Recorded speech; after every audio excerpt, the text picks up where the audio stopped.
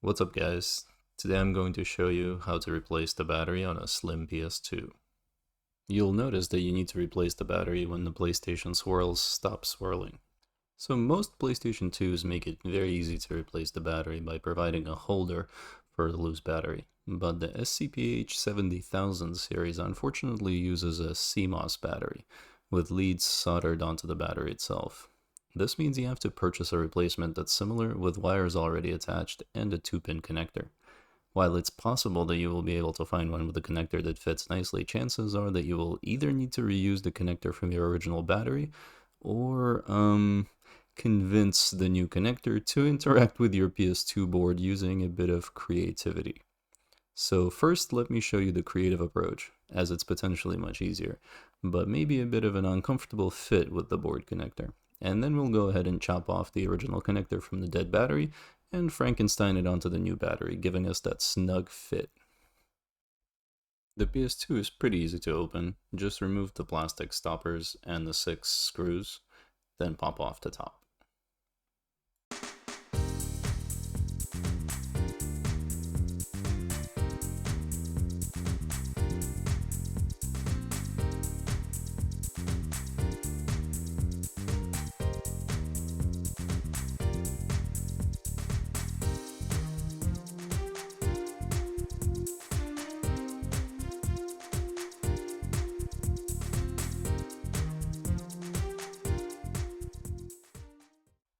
As you can see, the connector on our new battery is smaller than the original, and the wires are also reversed.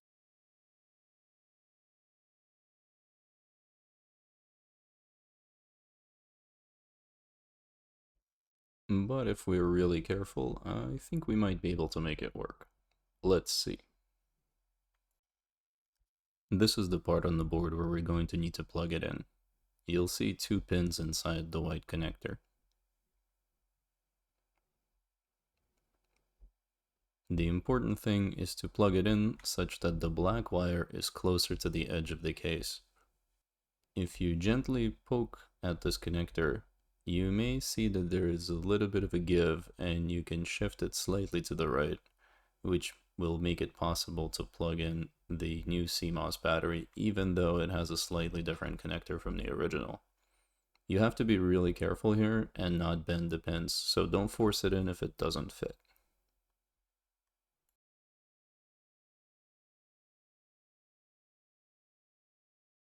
I was pretty lucky here, and even though the connector on the new battery is pretty different from the original, I was able to make it go in.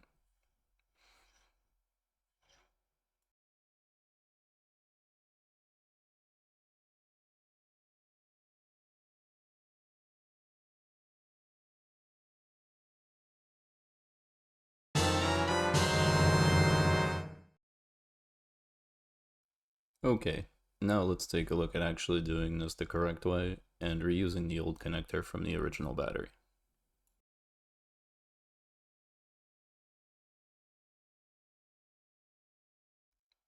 I recommend starting with the new battery because that's something you can always replace easily, and get some practice stripping the wires before you get to work on the original connector.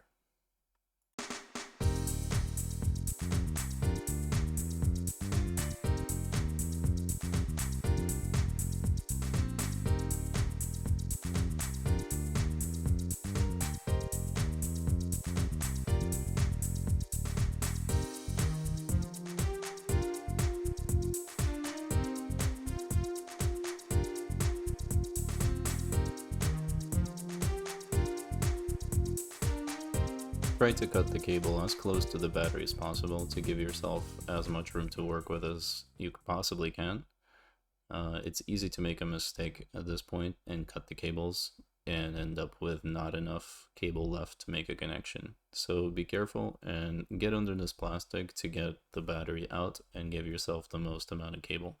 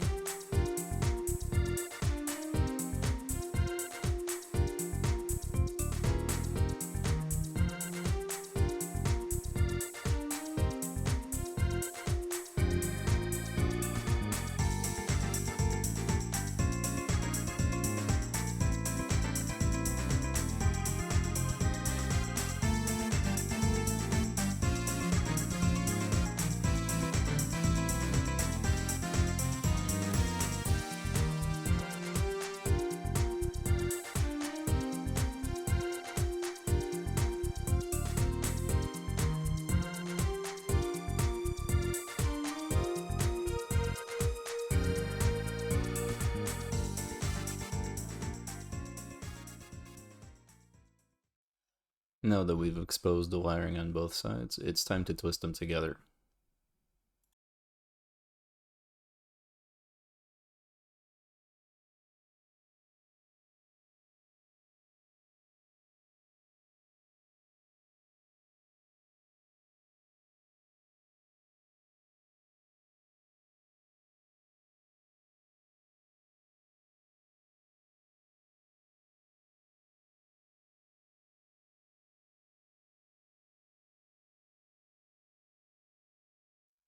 To strengthen the connection, let's come in with our pliers and bend the twisted piece about halfway through to fold it onto itself. Next, we want to lay it flush against the rest of the cable. And repeat for the other wire.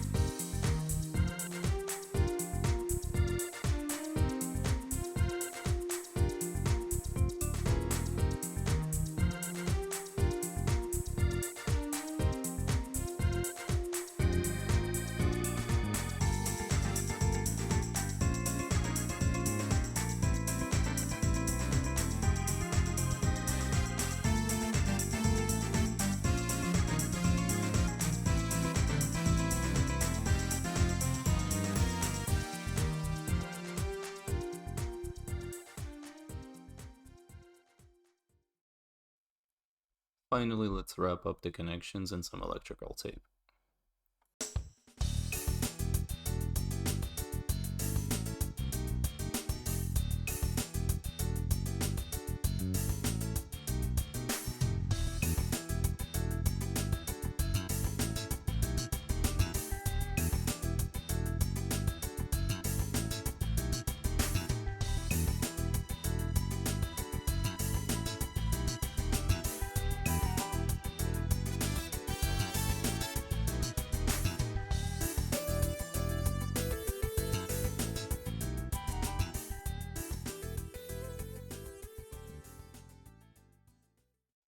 It's not pretty, but it will do. Time to put everything back together.